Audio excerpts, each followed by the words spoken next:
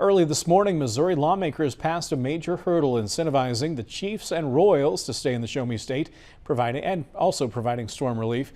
The Missouri Senate approved several bills around 3 o'clock this morning. WGEM Missouri Capitol Bureau reporter Hannah Falcon breaks down what is in the plan. Late night turned into early morning as Missouri senators discussed and debated incentives for professional sports teams to build stadiums.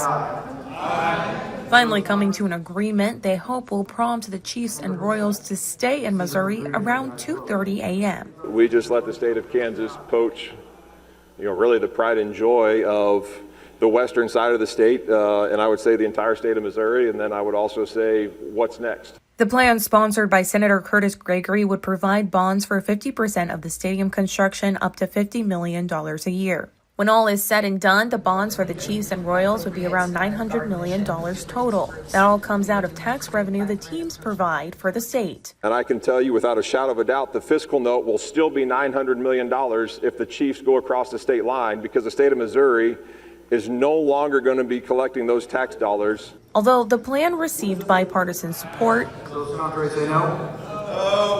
it also received bipartisan opposition. I really wasn't a fan of kind of these bailouts for billionaires. Governor Mike Kehoe met with senators from both parties behind closed doors, negotiating terms that would make them vote in favor of the stadium incentives. Democratic members like Senator Steve Roberts had their eye on something else: storm relief following a devastating spring tornado season. Kansas City is phenomenal and thriving and would love to keep the teams there, but my focus is on immediate emergency relief.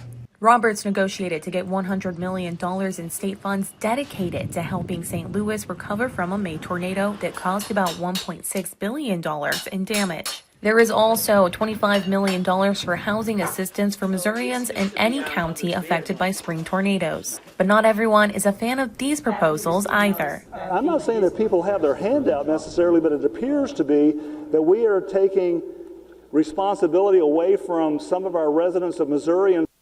These proposals now go to the Missouri House, expected to start work early next week.